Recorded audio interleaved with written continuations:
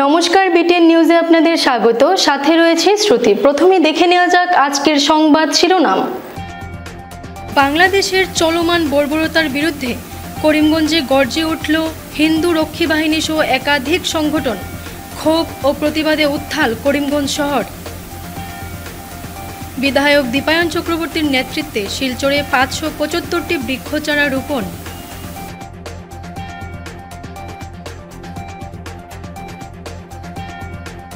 করিমগঞ্জ সফরে রাজ্যের মন্ত্রী চন্দ্রমোহন পাটোয়ারি অমৃত বৃক্ষ আন্দোলনে অংশগ্রহণ।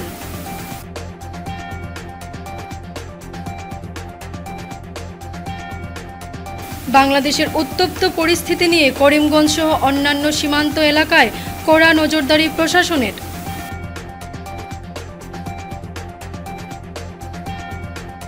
করিমগঞ্জের ব্রাহ্মণ শাসন গ্রামে লোমহর্ষক ঘটনা। নিজের বাবা মাকে দা দিয়ে কুপিয়ে হত্যা ছেলের। ঘাতক পুত্রের নাম আব্দুল হালিম। ফিরে এলাম বিস্তারিত খবরে। বাংলাদেশের চলমান বর্বরতার বিরুদ্ধে করিমগঞ্জে গর্জে উঠল হিন্দু রক্ষী বাহিনী সহ একাধিক সংগঠন। ক্ষোভ ও প্রতিবাদে উত্তাল করিমগঞ্জ শহর। বাংলাদেশের চলমান বর্বরতার বিরুদ্ধে করিমগঞ্জে গর্জে উঠল হিন্দু রক্ষী বাহিনী সহ একাধিক সংগঠন। রবিবার হিন্দু রক্ষী বাহিনীর আহ্বানে বাংলাদেশ চলো প্রতিবাদ কর্মসূচিতে যোগদান করেন জেলার বিভিন্ন প্রান্ত থেকে প্রচুর সংখ্যক লোক। মাথায় কালো কাপড় বেঁধে হাতে হাতে প্লাকার্ড নিয়ে করিমগঞ্জ কলেজের খেলার মাঠ থেকে আন্দোলনকারীরা সুতারকান্দির দিকে রওনা দেন। অবশ্য প্রথমে পুলিশ প্রতিবাদকারীদের করিমগঞ্জ কলেজের সামনে ব্যারিকেড দিয়ে তাদের থামানোর চেষ্টা করে। ওই সময় পুলিশ ও আন্দোলনকারীদের মধ্যে সংঘর্ষ হয়। উত্তেজিত প্রতিবাদকারীরা ব্যারিকেড সরিয়ে বাংলাদেশের বিরুদ্ধে স্লোগান দিয়ে এগিয়ে যাওয়ার চেষ্টা করেন। তবে এক পর্যায়ে ব্রিজ রোডে আন্দোলনকারীদের বাধা দেয় পুলিশ। ওই সময় বিক্ষোভকারীরা বাংলাদেশ মুর্দাবাদ স্লোগান দিতে থাকে।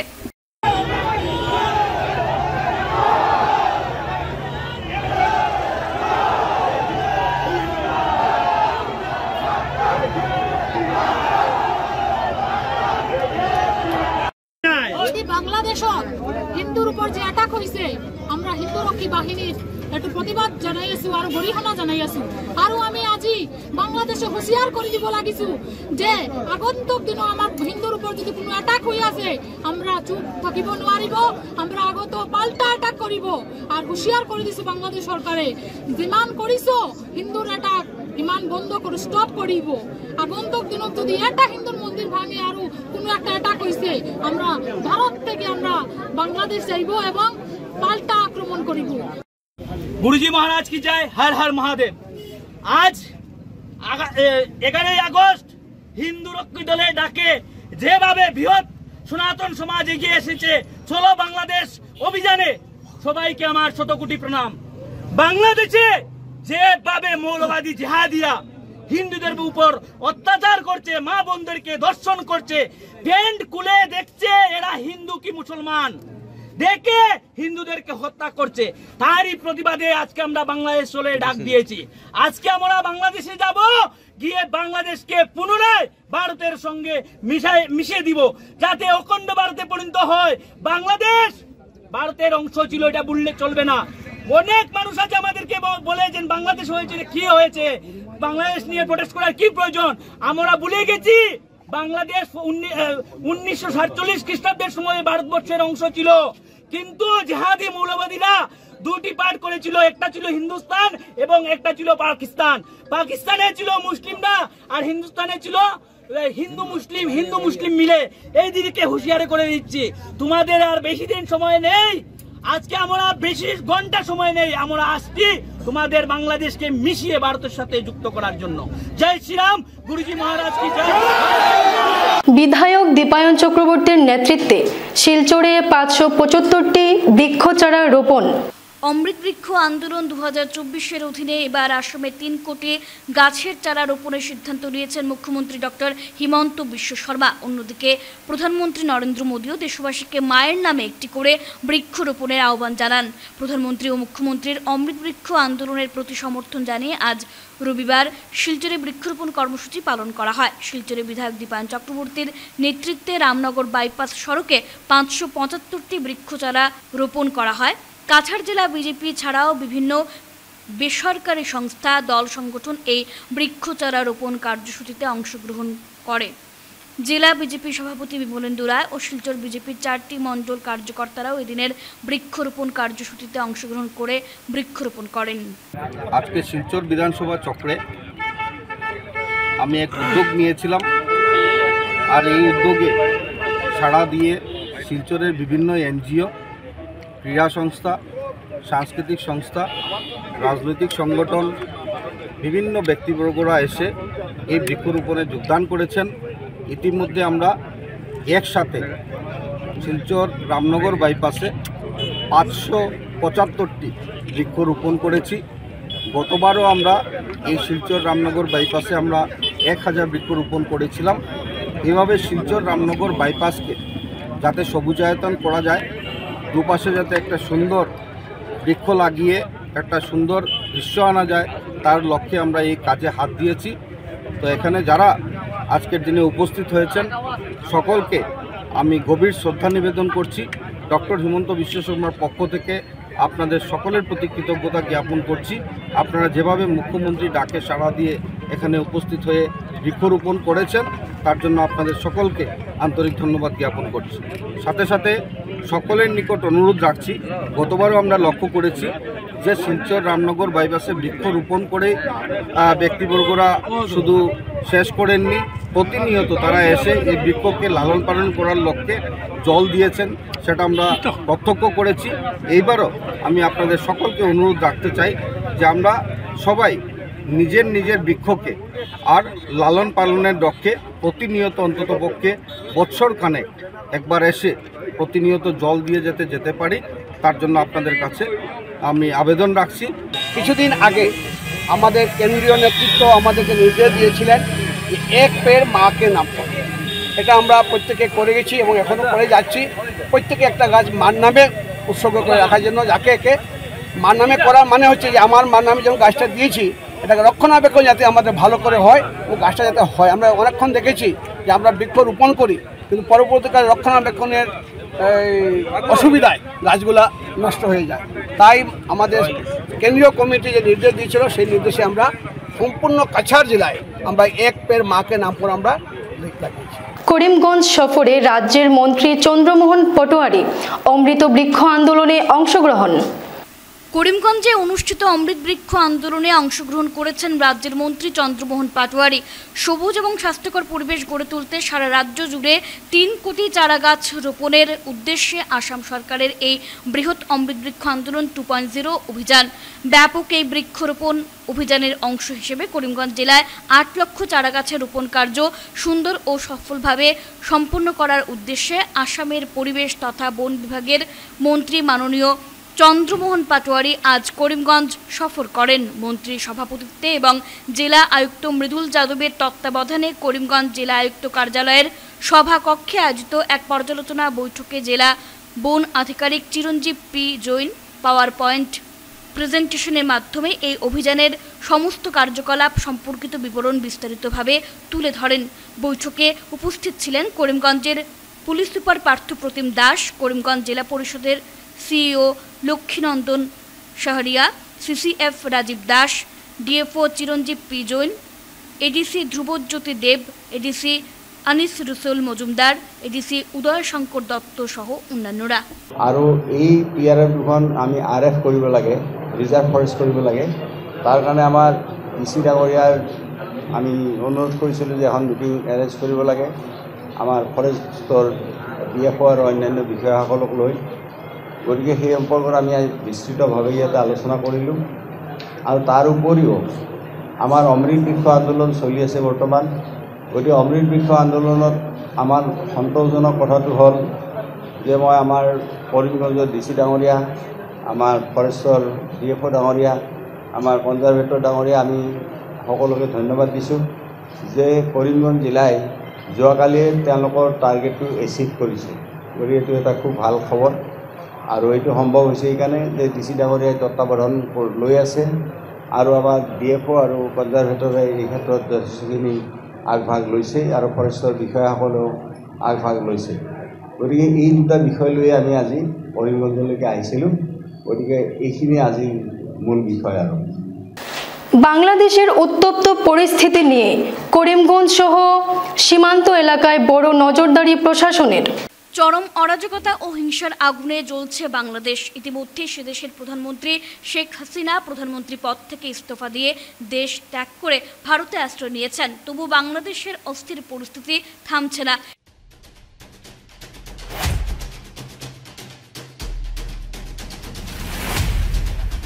এ নিয়ে ভারত সরকার গভীর উদ্বিগ্ন। যে কোনো সময় সে দেশের সন্ত্রাসীরা সীমান্ত টপকে ভারতে প্রবেশ করতে পারে এমন আশঙ্কা করে ইতিমধ্যে ভারতের করিমগঞ্জ জেলার সুতারকান্দি, লক্ষ্মীবাজার সহ কাছাড় জেলার কাটিগড়া, জালালপুর, নাতানপুর সহ আসাম, মেঘালয় ও ত্রিপুরা সীমান্তে হাই অ্যালার্ট জারি করা হয়েছে। বাংলাদেশের উত্তেজনাকর পরিস্থিতির কারণে পশ্চিমবঙ্গ সরকারও অনির্দিষ্টকালের জন্য সব ভিসা কেন্দ্র বন্ধ করে দিয়েছে।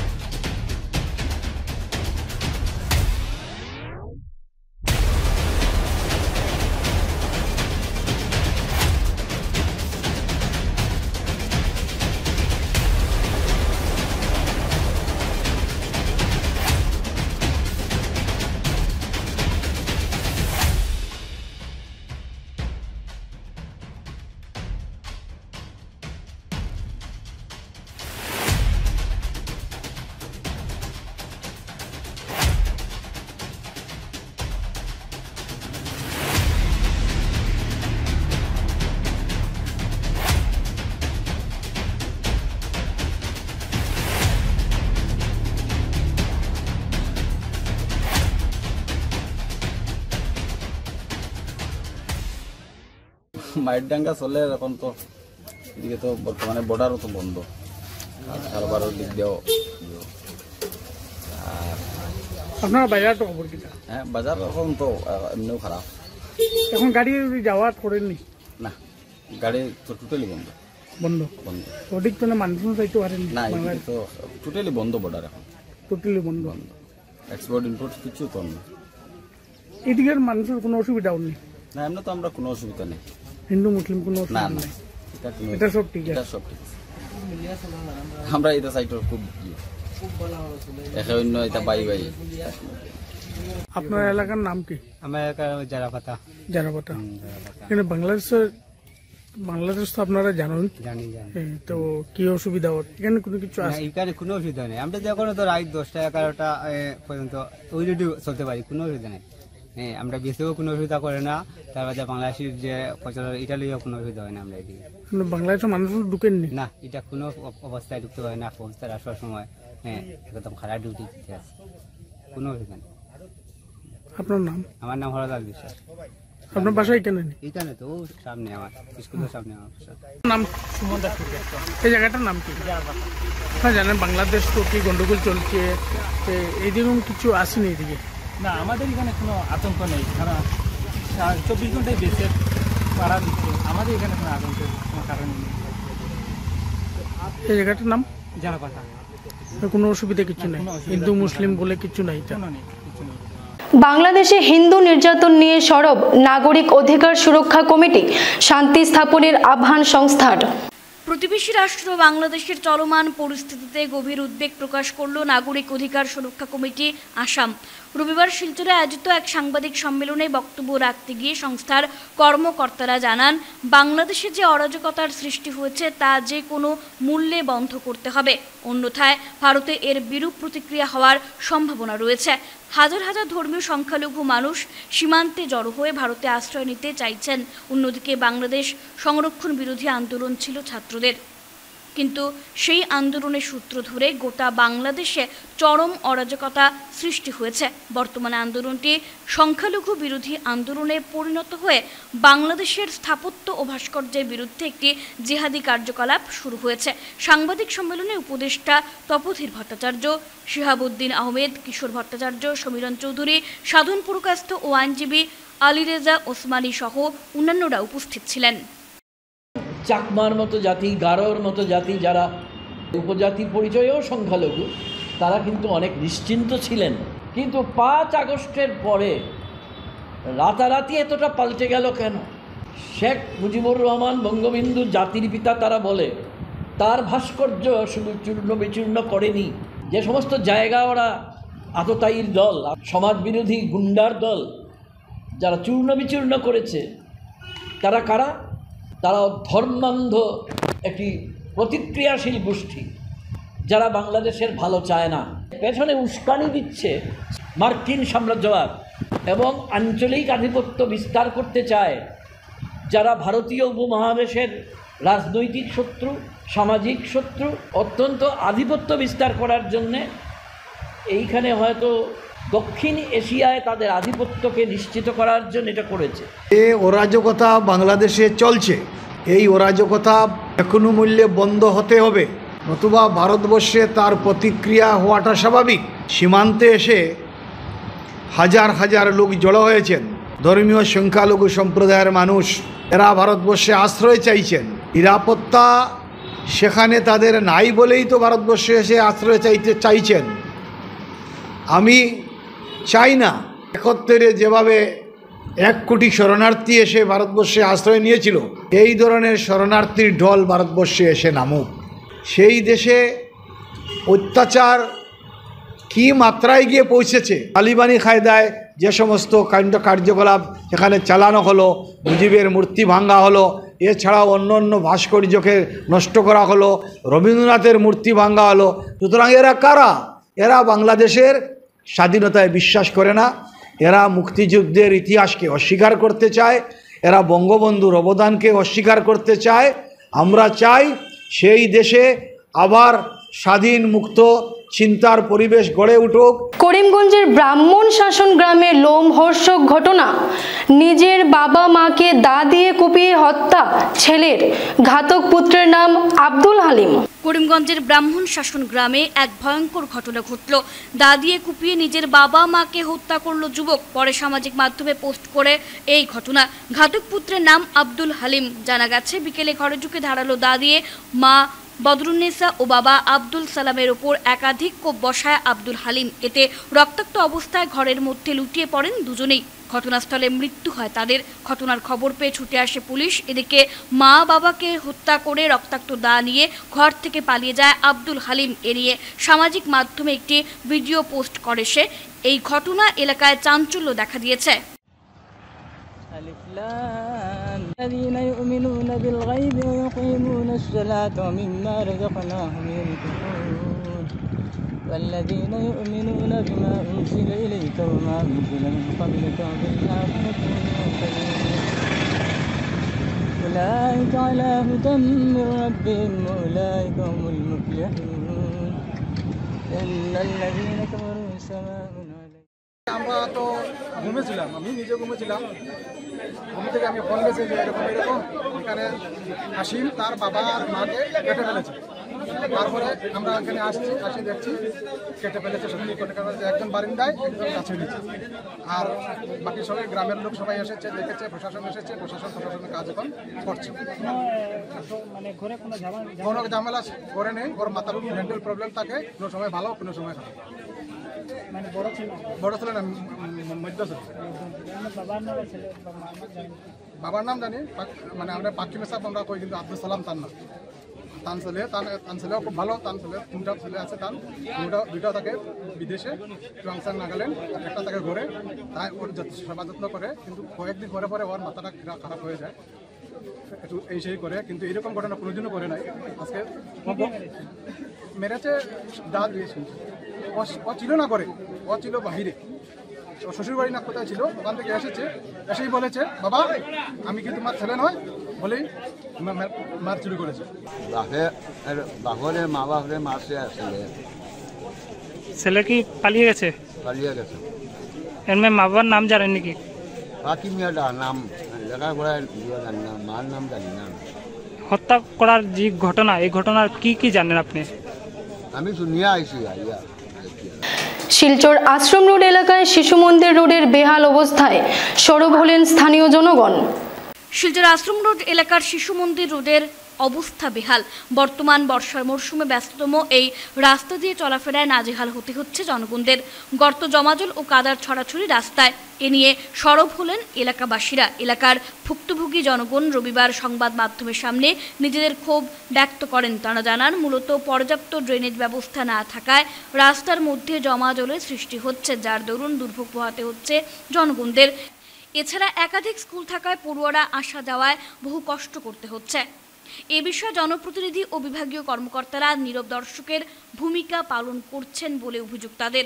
বেহাল সড়ক সংস্কার না করায় ক্ষোভ প্রকাশ করেন তারা। আগে তো এরকম ছিল না, এখন ড্রেনের যে ব্যবস্থা থাকে, ড্রেনের ব্যবস্থা যদি থাকতো আমাদের এতটা অসুবিধা হতো। স্কুল কলেজে যেতে বা বাচ্চাদের টিউশন যেতে খুবই অসুবিধা হয়। একজনও আসা যাওয়া ঠিক মতো করতে পারে না, জুতা মুজু লাগিয়ে কি করে একটা জলের মধ্যে দিয়ে যাবে। এগুলো আমার মনে হয় রাজনীতিবিদ যারা আছে আমাদের, জানি না এখন তো বিজেপি ছিল আমাদের, কিন্তু ড্রেনের ব্যবস্থাটা করা হয়। অতি সত্ত্বর যদি করে দেওয়া খুবই ভালো হবে। শিশু মন্দির স্কুলের যে রাস্তাটা, সেই রাস্তাটা আজকে আশ্রমপুর থেকে ন্যাশনাল থেকে এই পরমানন্দ বিদ্যালয় এখানে যায়, তারপরে আপনার নিরঞ্জন স্কুল, তারপরে জিসি কলেজ, তারপরে আমাদের দুর্গাশরণ পাঠশালা, এইসব এই রাস্তা দিয়ে আসা যাওয়া করে। কিন্তু জলের জন্য মানুষ আসা যাওয়া করতে অনেক কষ্ট হয়। যেমন আজকে পোশাকপত্র লাগাইলো, তারপরে বৃষ্টিতে কাদা ভিজে যায়। সেখানে আমাদের জলটা কীভাবে আপনারা উদ্ধার করবেন, ড্রেন, আমার এমএলএর কাছে আমার অনুরোধ, এই জলের নিষ্কাশনটা করার জন্য আমি ওনাকে অনুরোধ রাখবো। যে দিকে 3টা স্কুল আছে, রেপুটেড স্কুল 3টা। একটা বাংলা মিডিয়ামের শিশু মন্দির, অনেকদিন থেকে শিলচরের মধ্যে পরিচিত স্কুল শিশু মন্দির। আরেকটা আছে প্রণবানন্দ মন্দির, একটা আছে শিলচর কেবি, যেটা তারাপুর শিলচর। এটার যে পশ্চিম শিলচর অর্থাৎ ন্যাশনাল হাইওয়ে, আশ্রম রোড, তারপরে লিঙ্ক রোড, ওই দিকে ওই অঞ্চলের যত কেন্দ্রীয় বিদ্যালয়ের ছাত্র আছে সব ওই রাস্তা দিয়ে যাওয়া হওয়া। এবং ওই রাস্তা দিয়ে যাওয়ার সময় আমরা এদিক থেকে অনেক ছাত্রই আছে সুভাষনগর স্কুলে যায়, এই এটাকে নিরঞ্জন পালে স্কুলে যায়। যখন ছাত্রগুলা জুতা মোজা লাগাই আয় এই জায়গাটা, তাইলে পরে কি অবস্থা হয়, এটা তো রাজনৈতিক লিডাররা জানে কিনা জানি না, হয়তো বা এরা এইরকম জানে যে জুতা মোজা লাগানোর পরেও জলে দেওয়া যাওয়া যায়। আচ্ছা, তো আমরা এখন এখানে দাঁড়ানোর উদ্দেশ্য হইল আমরা এটার একটা বিহিত ব্যবস্থা হইতে লাগে। ক্ষুদিরাম বসুর 117তম আত্মবলিদান দিবস বিভিন্ন কার্যসূচির মাধ্যমে পালন। ক্ষুদিরাম বসুর 117তম আত্মবলিদান দিবস বিভিন্ন কার্যসূচির মাধ্যমে পালন করে শহীদ ক্ষুদিরাম স্মৃতিরক্ষা কমিটি শিলচর। আজ সকাল 8:30টায় শিলচরের ক্ষুদিরাম মূর্তির পাদদেশে স্মৃতিরক্ষা কমিটির পক্ষ থেকে আয়োজিত অনুষ্ঠানে শহীদ ক্ষুদিরামের মূর্তিতে মাল্যদান করে শ্রদ্ধা জানান সংগঠনের সম্পাদক নকুল রঞ্জন পাল, নেতাজি ফাউন্ডেশনের কর্ণধার নিহার রঞ্জন পাল, অল ইন্ডিয়া সেভ এডুকেশন কমিটির সহ সভাপতি অধ্যাপক অজয় রায় সহ আরও অন্যান্য সদস্যরা। মাল্যদানের পর ক্ষুদিরামের ফাঁসির পর তার উদ্দেশ্যে অখ্যাত লেখকের রচিত বিখ্যাত গান একবার বিদায় দে মা ঘুরে আসি গান গেয়ে শোনান দুলালী গাঙ্গুলি। এরপর প্রাক্তন শিক্ষক সুব্রত চন্দ্রনাথ ক্ষুদিরামের আত্মবলিদান দিবস পালনের তাৎপর্য ব্যাখ্যা করে বক্তব্য রাখেন।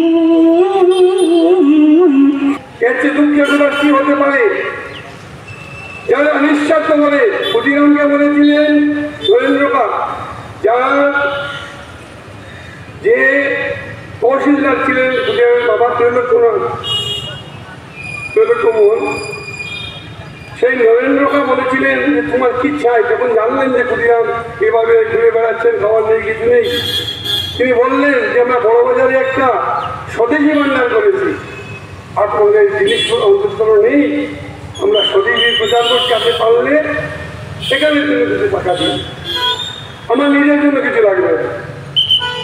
এই কিশোর বয়সে তারপর নরেন্দ্রকে বললেন দাদা আর কি লাগে, যে আমাদের বিভিন্ন বিয়াবাগানে আপনি মাসে কিছুটা অনুদান দেবেন, আমরা ছেলেদেরকে তখন অগ্নি যুগের যে কিশোরদের যুবকদের যে তৈরি করা হয়েছিল বিভিন্ন ব্যায়ামাগারে তাদের ব্যায়ামের এবং ঘোড়া খেলা, লাঠি খেলা ইত্যাদির মাধ্যমে তাদেরকে তৈরি করা হতো। তিনি চেয়ে নিলেন যে এই ব্যায়ামাগারগুলিতে আপনি কিছু সাহায্য করলে হবে, আমার নিজের জন্য কিছু চাই না। স্বাধীনতা দিবস উপলক্ষে উধারবন্দের ননহে স্বপ্ন কি উড়ান সংস্থার অঙ্কন প্রতিযোগিতা অনুষ্ঠিত। ৭৮তম স্বাধীনতা দিবস উপলক্ষে উধারবন্দের ননহে স্বপ্ন কি উড়ান নামের ছাত্র সংগঠনের অঙ্কন প্রতিযোগিতার আয়োজন করে।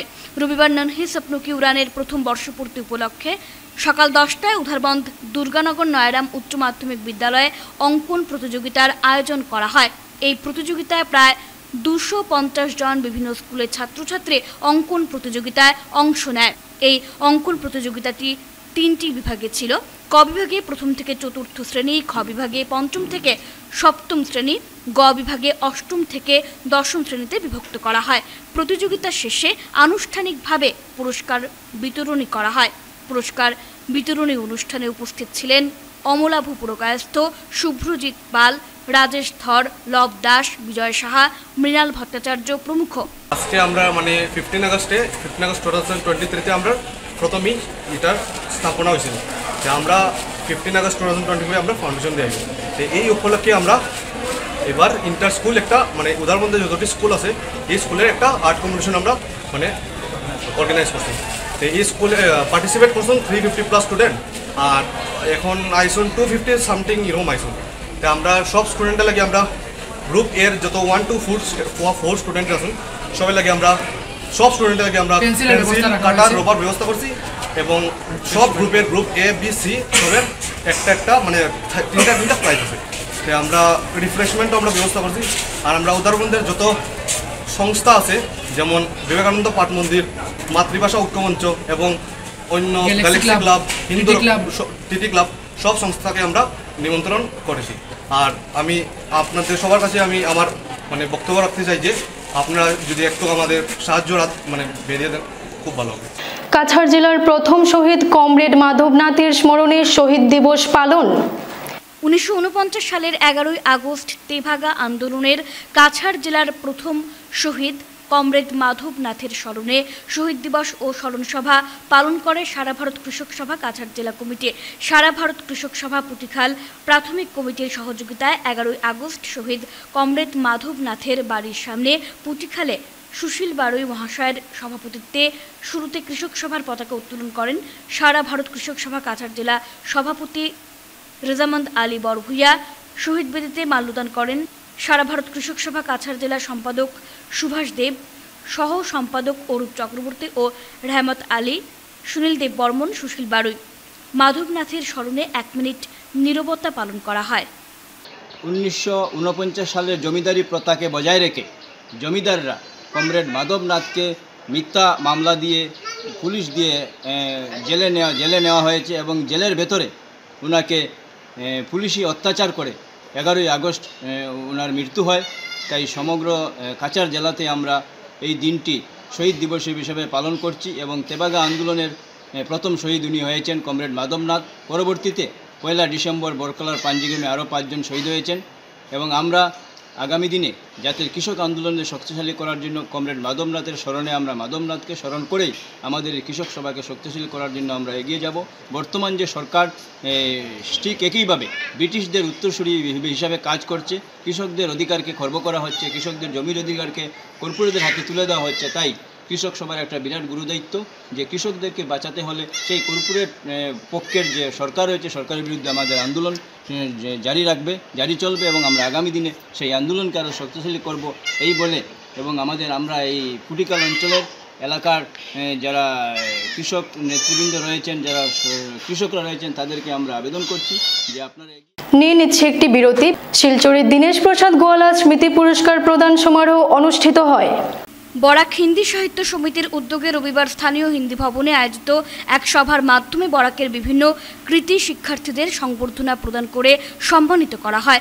সংস্থার তরফে এদিন মাধ্যমিক ও উচ্চ মাধ্যমিক পরীক্ষায় ভালো ফলাফল অর্জন করে উত্তীর্ণ উপত্যকার 109 জন মেধাবী ছাত্রছাত্রীদের প্রয়াত দীনেশ প্রসাদ গোয়ালা স্মৃতি পুরস্কার প্রদান করে সম্মানিত করা হয়। এছাড়া সম্মানিত করা হয় বিভিন্ন বিষয়ে স্নাতকোত্তর ডিগ্রি প্রাপ্ত বিদ্যার্থীদেরও। রবিবার অনুষ্ঠিত পুরস্কার প্রদান সমারোহে 12 জনকে প্রয়াত অমরনাথ খান্ডেলওয়াল স্মৃতি পুরস্কার প্রদান করা হয়েছে বলে জানিয়েছেন সংস্থার কর্মকর্তারা।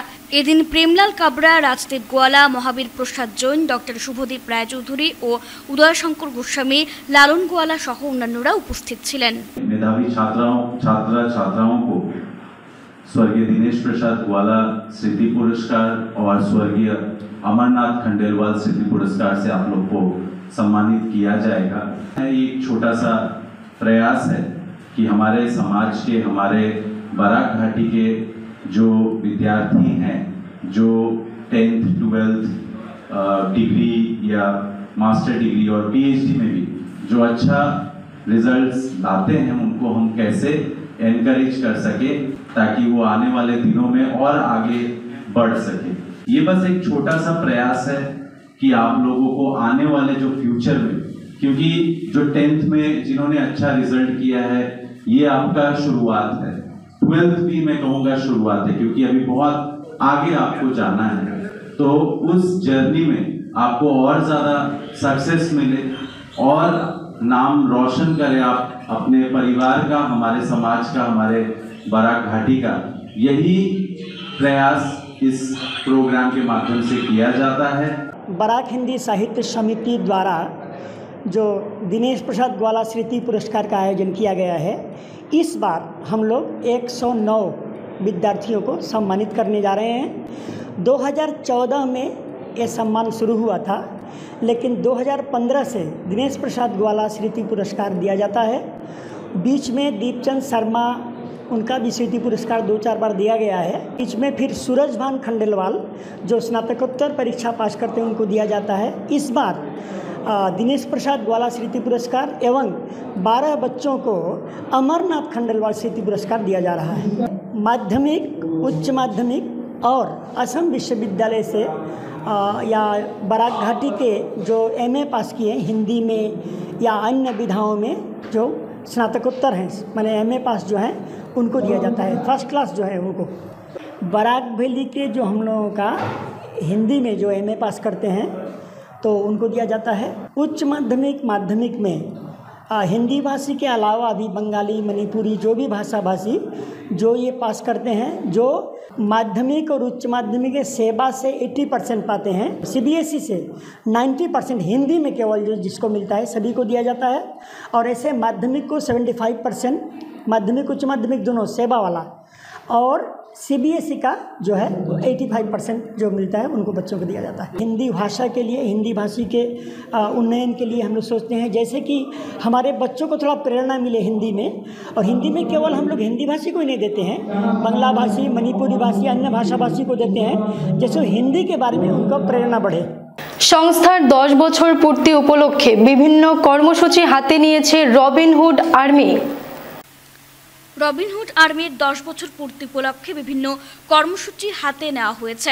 রবিবার তারাপুরে আয়োজিত এক সাংবাদিক সম্মেলনে বক্তব্য রাখতে গিয়ে সংস্থার কর্মকর্তারা জানান, 2014 সালের 26শে আগস্ট যাত্রা শুরু করেছিল রবিনহুড আর্মি। বিভিন্ন ঘাত প্রতিঘাতকে পেছনে ফেলে দেশের 400টিরও বেশি শহরে সমাজসেবায় নজির সৃষ্টি করে সংস্থা। এবার 10 বছরে পাড়ি দিয়েছে। বর্ষপূর্তি অনুষ্ঠানকে মাথায় রেখে সংস্থা এবার দেশের 1 কোটি মানুষের মধ্যে ত্রাণ সামগ্রী তুলে দেওয়ার উদ্যোগ হাতে নিয়েছে, যার মধ্যে শিলচরে 1500টি পরিবারের হাতে শিবিরের মাধ্যমে ত্রাণ সামগ্রী তুলে দেবেন সংস্থার কর্মকর্তারা। এদিন সন্দীপন চন্দ, শুভাশিস দাস, বেদব্রত বিশ্বাস, মিঠুন ভট্টাচার্য ও রিমন দাস সহ রবিনহুড আর্মির অন্যান্য সদস্যরা উপস্থিত ছিলেন। তো রবিনহুড আর্মি সাধারণত একটা জিরো ফান্ড বেসড অর্গানাইজেশন। যেটা কোনো ধরনের আর্থিক সাহায্য বা আর্থিক অনুদান সমাজ থেকে গ্রহণ করে না। তো রবিনহুড আর্মি সাধারণত 2014 সালের 26 অগাস্ট আমরা দিল্লিতে গিয়া শুরু হয়েছিল। আর আজকে যেহেতু 2024 অগাস্ট মাস, আমরা 10 বছর পূর্তি উপলক্ষে আমরা শিলচর সহ অন্যান্য আমরা যতগুলো শহরে আমরা প্রেজেন্স আছে, আমরা 400টার বেশি শহরের মধ্যে অ্যাকচুয়ালি আমরা 1 কোটি মানুষের মধ্যে আমরা রেশন দেওয়ার একটা উদ্যোগ নিয়েছি। তার সঙ্গে সঙ্গে আমরা শিলচরেও 1500টা ফ্যামিলির মধ্যে রেশন ডিস্ট্রিবিউট করার আমরা একটা উদ্যোগ নিয়েছি। তো যেই রেশনের মধ্যে চাল, ডাল, তেল বা অন্যান্য রেশন আইটেম থাকবে। রবিনহুড আর্মির পাশাপাশি রবিনহুড একাডেমি আমাদের একটা সেকশন, যেখানে আমরা সমাজের আন্ডার প্রিভিলেজ বাচ্চারা পড়াশোনা আর তারা অন্যান্য এক্সট্রা কারিকুলার অ্যাক্টিভিটিসের মধ্যেও তারা গাইড করার চেষ্টা করে, যাতে তারা আগামী দিনে একটা ভালো জায়গাতে পৌঁছে দিতে পারে। তো রবিনহুড আর্মি আর রবিনহুড একাডেমির যৌথ উদ্যোগে আমরা প্রত্যেকটা চ্যাপ্টার, মানে প্রত্যেকটা শহরে যেখানে যেখানে আমরা প্রেজেন্স আছে, সেখানে আমরা কয়েকটা ইনিশিয়েটিভ নিয়েছি। প্রথম যেটা আমি এখানে বললাম যে আমরা রেশন ডিস্ট্রিবিউট করার একটা উদ্যোগ নিয়েছি, যেখানে আমরা প্রায় 1 কোটি মানুষের মধ্যে রেশন ডিস্ট্রিবিউট করুন, আর শিলচরে আমরা 1500টা ফ্যামিলির রেশন ডিস্ট্রিবিউট করুন। তার পাশাপাশি আমরা রবিনহুড একাডেমির বাচ্চারা নিয়ে আগামী 24 এবং 25 অগাস্ট 2024 সালে আমরা বাচ্চারা নিয়ে ক্রিকেট অথবা ফুটবল, এই দুইটার মধ্যে যে কোনো একটা স্পোর্টস করা নিয়ে আমরা একটা উদ্যোগ আছে। স্বাধীনতা দিবস উপলক্ষে শিল্পকার আর্ট স্কুলের চিত্রাঙ্কন প্রতিযোগিতা। স্বাধীনতা দিবস উপলক্ষে শিল্পকার আর্ট স্কুলের চিত্রাঙ্কন প্রতিযোগিতা অনুষ্ঠিত হয়। আজ রবিবার শিলচর রামানুজ বিদ্যা মন্দিরে শিল্পকার আর্ট স্কুলের পক্ষ থেকে চিত্রাঙ্কন প্রতিযোগিতা অনুষ্ঠিত হয়। এই উপলক্ষে আয়োজকদের মন্তব্য, 2014 থেকে প্রতি বছর তারা চিত্রাঙ্কন প্রতিযোগিতার আয়োজন করে থাকেন। আগামী সপ্তাহে রামানুজ স্কুলে পুরস্কার বিতরণী অনুষ্ঠান আয়োজিত হবে বলে আয়োজকরা জানান।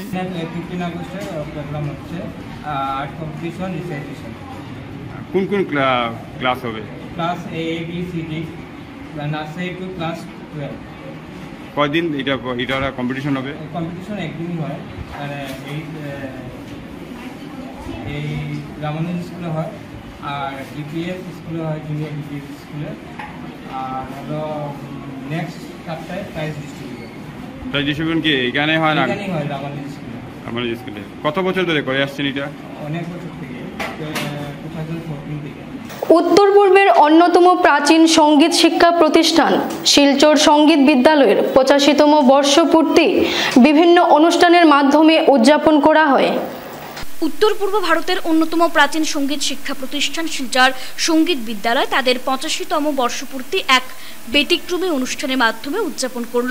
একই সঙ্গে এদিন শাস্ত্রীয় সঙ্গীতের প্রাণ পুরুষ পণ্ডিত বিষ্ণু নারায়ণ ভাতখণ্ডের জন্মজয়ন্তী যথাযোগ্য মর্যাদা সহকারে উদযাপন করা হয়। এদিন সন্ধ্যায় শিলচর বঙ্গভবন প্রেক্ষাগৃহে সাংস্কৃতিক জগতের সাথে জড়িত লোকেদের উপস্থিতি ছিল লক্ষণীয়। সন্ধ্যে ঠিক 6টায় শঙ্খধ্বনি ও বিদ্যালয় সঙ্গীত পরিবেশন এবং পরে মঙ্গলধ্বনি দিয়ে ও প্রদীপ প্রজ্বলনের মাধ্যমে অনুষ্ঠানের মূল পর্বের সূচনা হয়।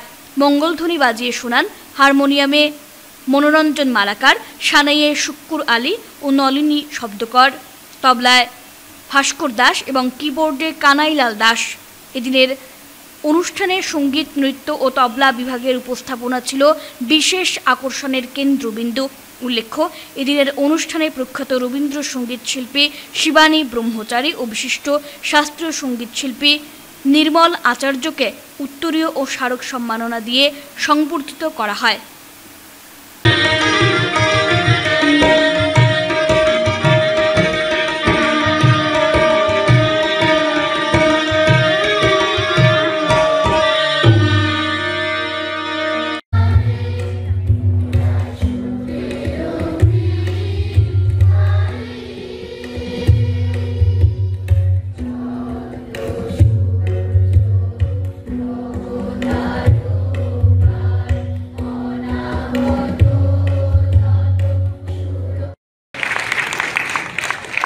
শুভেচ্ছা স্বাগত জানাচ্ছি।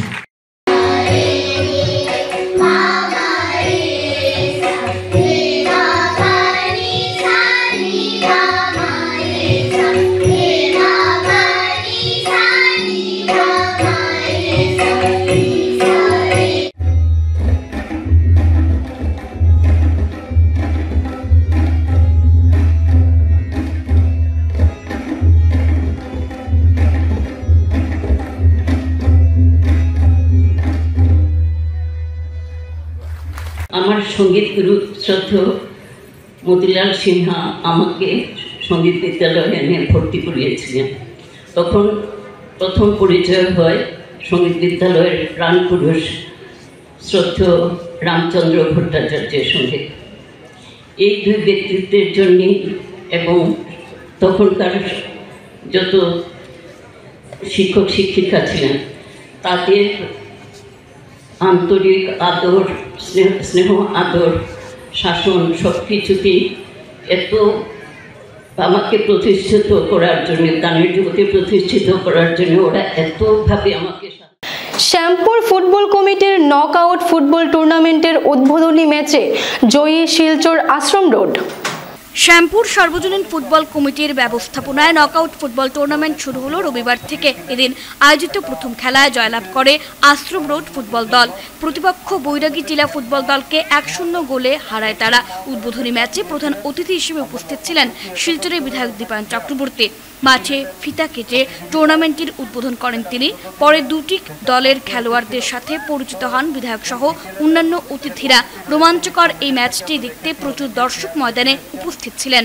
পরবর্তীকালে সতীরা অনেক ভালো প্লেয়ার হয়, তাদের খেলা দেখানোর সুযোগ থাকে না, কিন্তু এই আসাম রাজ্য সরকারের খেল মহাকরণের মাধ্যমে তারা তাদের প্রতিভা দেখাতে সক্ষম হয়েছিল। আর আমি আশা রাখছি শর্মার উদ্যোগে অনেক ন্যাশনাল লেভেল বা ইন্টারন্যাশনাল লেভেল বেরোতে সক্ষম হবে। আজকে আর বিশেষ কিছু না বলে এই টুর্নামেন্টের আমি সাফল্য কামনা করছি। এই টুর্নামেন্টে যারা অংশগ্রহণ করবে তাদের সকলের প্রতি আমি আমার শুভেচ্ছা জ্ঞাপন করছি। আর আবারও আমি এই খেলাকে ধরে রাখতে পারেন, যার জন্য একজন বিধায়ক হিসাবে যথাযোগ্য চেষ্টা করব। আমি এই কথা বলে আমি আমার কথা শেষ করছি। বন্দে মাতরম, ভারত মাতা কি জয়। ফিট ইন্ডিয়ার যে উদ্দেশ্য, সেই উদ্দেশ্যকে সফল করার লক্ষ্যে গত 3 বছর থেকে শ্যামপুর সার্বজনীন ফুটবল কমিটি এই প্রতিযোগিতা আয়োজন করে চলছে। এটা অত্যন্ত গৌরবের ব্যাপার। খেলার মাধ্যমে আমরা জানি আমরা নিজের শরীরকে সুস্থ রাখতে সম্ভব। তাই ফিল্ডের প্রতি আমাদের ভবিষ্যৎ প্রজন্মকে ধরে রাখার যে প্রচেষ্টা, এটা অত্যন্ত গৌরবের ব্যাপার। আর এই কাজকে আপনারা করে যাচ্ছেন, যার জন্য আসাম রাজ্য সরকারের পক্ষ থেকে আপনাদের এই কমিটির সকল সদস্য বা সদস্যদের প্রতি আমি আমার শ্রদ্ধা নিবেদন করছি। আজকে আমরা খেলা শুরু করছি, বিগত তিন নম্বর রানিং আমরা খেলা চলে। আমরা আগে যে বাপ কাকা জেনারেল খেলতো, এই খেলাটারে দরিয়া লাগার লাগে আমরা যুগ যুগ চূড়ান্ত স্থলে এই উদ্দেশ্যে আমরা খেলাটারে আরম্ভ করছি। আর বিশেষ করে এই উদ্দেশ্যে খেলাটা আরম্ভ করছি যে এখন যে দিন প্রত্যেকটা মানুষই মোবাইলের মাধ্যমে ঢুকে থাকে, প্রত্যেকটা মানুষের মোবাইল নিয়ে চিন্তাধারা, এই যে খেলাধুলা করলে যে শরীর সুস্থ থাকে বা খেলাধুলা নিয়ে যে তার চিন্তাধারা, এই জিনিসটা। ডিএসএতে আয়োজিত চিন্ময় রঞ্জন দে 5-এর সাইড ফুটবল টুর্নামেন্টে চ্যাম্পিয়ন টাউন ক্লাব। শিলচর ডিএসএতে চিন্ময় রঞ্জন দে 1 দিবসীয় 5-এর সাইড ফুটবল টুর্নামেন্ট রবিবার অনুষ্ঠিত হলো। সুপার ডিভিশনের 6টি দল এতে অংশগ্রহণ করে। এতে চ্যাম্পিয়নের খেতাব অর্জন করলো টাউন ক্লাব, রানার্স আপের খেতাব অর্জন করলো Silchar sporting club. Town club দল 3-0 গোলে হারায় শিলচর স্পোর্টিং ক্লাবকে। খেলার শুরুতে খেলোয়াড়দের সাথে পরিচিত হন শিলচরের বিধায়ক দীপায়ন চক্রবর্তী। অন্যান্যদের মধ্যে উপস্থিত ছিলেন টাউন ক্লাবের সভাপতি দিলীপ নন্দী, বাবুল হোর সহ অন্যান্যরা। খেলার প্রথম পুরস্কার প্রদান করেন পাণ্ডব পালের স্মৃতির উদ্দেশ্যে তার পুত্র রাজকুমার পাল। দ্বিতীয় পুরস্কার প্রদান করা হয় অমল কান্তি দাসের স্মৃতির উদ্দেশ্যে। পুরো টুর্নামেন্টটি পরিচালনা করে মর্নিং ক্লাব।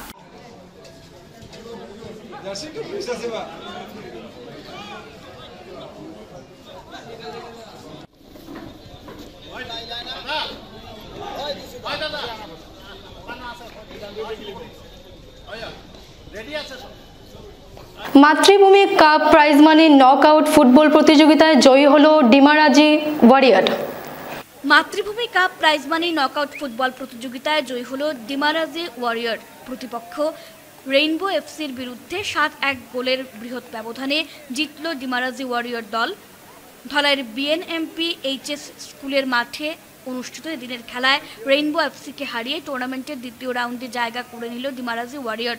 ডিমারাজের ওয়ারিয়রের পক্ষে হ্যাট্রিক সহ একাই 4টি গোল করেন সিলভানাস। উল্লেখ্য, এদিন ম্যাচের সেরা খেলোয়াড় হিসেবে নির্বাচিত হন ডিমারাজি ওয়ারিয়র রেইনবো এফসি দলের খেলোয়াড় সিলভানাস। তার হাতে man of the match trophy তুলে দেন শিলচর জেলা ক্রীড়া সংস্থার সহ সাধারণ সম্পাদক প্রশাসন দেবাশিস সোম। ওনারা আমার যতটুকু জানা ওনারা বাইরের থেকে উভয় দলই খেলোয়াড় নিয়ে আসছেন এবং কালকে মাঠে মাঠ গরম হবে, ভালো খেলা হবে। জিকেএফসি সম্ভবত আমাদের গুজিয়ালপুরের যদিও টিম, কিন্তু খেলোয়াড় যারা আসছে মেঘালয় থেকে, রাইস্টারের মিজোরাম থেকে, রাজনগর। খুব আনন্দের বিষয় যে বরাক উপত্যকায় ফুটবলের যে জনতা সেটাকে ধরে রাখার যেসব সংগঠন ক্রীড়া সংগঠনরা কাজ করছে একটা বিশেষ জায়গা দখল করে রয়েছে ধলাই মাতৃভূমি। আমরা জানি যে 2008 সাল থেকে আজ 2014-24 সাল টানা 17 বছর ধরে একটা ফুটবল টুর্নামেন্ট চালাচ্ছেন এখানকার কর্মকর্তারা। আমি বিশেষ করে ধন্যবাদ এবং কৃতজ্ঞতা জ্ঞাপন করছি যিনি শুরুবাত থেকে চালিয়ে নিলেন আমাদের পরম শ্রদ্ধেয় শ্রীকান্ত দাস মহাশয়, যাকে আমরা বন্ধা বলে সবাই চিনি, এবং এখানকার যারা কর্মকর্তারা আছেন এবং ক্রীড়ামোদী জনসাধারণ এভাবে এই টুর্নামেন্টকে সাপোর্ট করে চলছে, এটা প্রশংসার দাবি রাখে। এবং এখানে আমি একজন দর্শক বলি এখানে আসে আমি মুগ্ধ, এবং আমাকে যে সম্মান ওনারা দিয়েছেন আমি তাদের কাছে কৃতজ্ঞতা প্রকাশ করছি। আজকের খেলা ডিফারেন্সে, কিন্তু তারাও চেষ্টা করেছে, যারা হেরে গেছে তাদের ট্রাইড দেওয়ার লেভেল। আমার শুভেচ্ছা থাকবে টুর্নামেন্টের এবং নকআউট পর্যায়ে খেলা ছাড়াও পরবর্তী পর্যায়ে যে কোয়ার্টার ফাইনাল, সেমিফাইনাল, ফাইনাল, এগুলোতে আমরা আরও অনেক বেশি আকর্ষণীয় ফুটবল দেখার সৌভাগ্য হবে। আমি আবারও বিশেষ করে এই অঞ্চলের যারা ক্রীড়াপ্রেমী আছেন সবাইকে অনেক ধন্যবাদ জানাচ্ছি। এবং শেষ করার আগে সংবাদ শিরোনাম আরও একবার। বাংলাদেশের চলমান বর্বরতার বিরুদ্ধে করিমগঞ্জে গর্জে উঠল হিন্দু রক্ষী বাহিনী সহ একাধিক সংগঠন। ক্ষোভ ও প্রতিবাদে উত্তাল করিমগঞ্জ শহর। বিধায়ক দীপায়ন চক্রবর্তীর নেতৃত্বে শিলচরে 575টি বৃক্ষচারা রোপণ।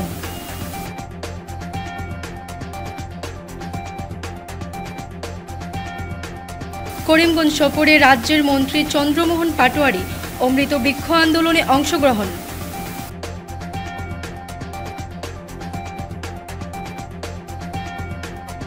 বাংলাদেশের উত্তপ্ত পরিস্থিতি নিয়ে করিমগঞ্জ সহ অন্যান্য সীমান্ত এলাকায় কড়া নজরদারি প্রশাসনের।